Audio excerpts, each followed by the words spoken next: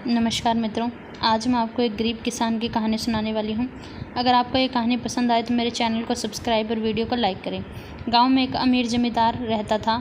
उसे अपने पैसों पर बड़ा घमंड था। जितने अधिक उसके पास पैसे थे वह उतना ही कंजूस था। अपने खेतों में काम करने वाले किसानों से वह खूब काम करवाता, मगर पगार कौड़ी भर भी न देता। मजबूर गरीब किसान मन लगाकर खेत में काम करते। उसी गाँव में रामू नाम का एक किसान रहता था। उसके पास थोड़ी सी ज़मीन थी। उसी में खेती बाड़ी कर वह अपने और अपने परिवार का गुजारा चलाता था। रामू बड़ा मेहनती था। वह दिन भर अपने खेत में काम करता और अपनी मेहनत के दम पर अपनी फसल प्राप्त कर लेता कि अपने परिवार के लिए 2 वक्त की रोटी जुटा सके। एक साल गांव में भयंकर सूखा पड़ा। बिना बारिश के खेत खलिहान सूखने लगे। गरीब किसानों के पास सिंचाई की कोई व्यवस्था न थी। वे सिंचाई के लिए बारिश पर ही निर्भर थे, इसलिए उनकी सारी फसल बर्बाद हो गई। रामू के साथ भी यही हुआ। अपने छोटे से खेत में वह किसी तरह अपने परिवार का पालन पोषण कर रहा था। अब उनके सामने भूखों मरने की नौबत आ गई थी। मजबूरी के कारण वह गांव के जमींदार के पास कर्ज मांगने गया। जमींदार कंजूस तो था। उसने सोचा कि यदि उसने रामू को पैसे दिए तो वह लौटा नहीं पाएगा, इसलिए इसे अपने खेत में काम पर लगा लेता हूँ। मेहनती तो ये है ही और मजबूर भी। कम पैसों में दोगुनी मेहनत करवाऊंगा। उसने रामू से कहा, देख रामू, मैं तुझे कर्ज तो दे नहीं सकता, लेकिन तेरी इतनी मदद कर सकता हूँ कि तुझे अपने खेत में काम पर रख सकता हूँ। तुझे महीने के 1000 रुपये दे दिया करूँगा। पर मालिक, दूसरे किसान तो 2000 पाते हैं। रामू बोला, करना है तो कर, वरना मेरे पास किसानों की कमी नहीं। जमींदार बोला। मजबूर रामू क्या करता, हामी भरकर घर लौट आया। अगले दिन से जमींदार के खेत में काम करने लगा। मेहनती तो वह था ही। वह खूब मेहनत और लगन से काम करता। उसने 4 महीने का काम 2 महीने में ही कर दिया। यह देख जमींदार खुश हुआ, लेकिन उसके मन में मक्कारी जाग उठी। उसने सोचा कि 4 महीने का काम तो इसने 2 महीने में ही कर दिया है, क्यों न मैं इसे निकाल दूं। इससे मेरे 2 महीने के पैसे बच जाएंगे। उसने रामू को बुलाया और उसके 2 महीने के पैसे देकर, रामू यह ले तेरे पैसे, कल से मत आना, अब मुझे तेरी ज़रूरत नहीं। यह सुनकर रामू परेशान हो गया। बड़ी मुश्किल से उसका घर चल रहा था। अब उसके परिवार का भरण पोषण कैसे होगा।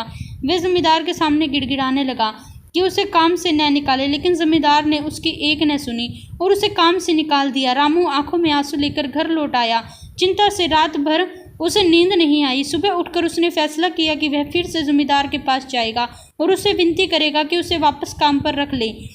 वह जमींदार के घर के सामने जाकर बैठ गया। सुबह उठकर जाट जमींदार अपने घर से बाहर निकला तो रामू को घर के सामने बैठा हुआ देखा।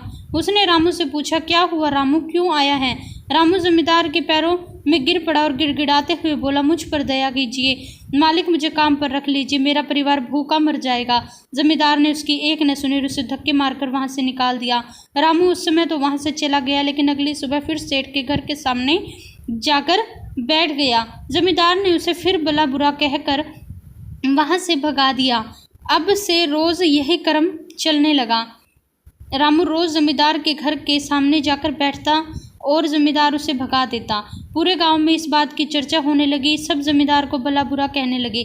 तंग आकर जमींदार ने सोचा कि क्यों न कुछ दिन परिवार सहित दूसरे गांव चला जाऊं। मुझे घर पर न देख कर रामू यहाँ आना बंद कर देगा। अगले दिन वह परिवार सहित दूसरे गांव अपने रिश्तेदार के घर चला गया। 10-15 दिन रिश्तेदार के घर रहने के बाद जब वह अपने घर लौटा तो मोहन को अपने घर के सामने बैठा नहीं पाया। वह मन ही मन बहुत खुश हुआ कि चलो उससे पीछा छूटा, लेकिन वह चकित भी हुआ कि आखिर रामू ने आना बंद क्यों कर दिया। उसने गांव वालों को बुलाकर पूछा तो पता चला कि रामू घायल है और अपने घर पर पड़ा है। जमींदार ने पूछा, क्या हुआ उसे।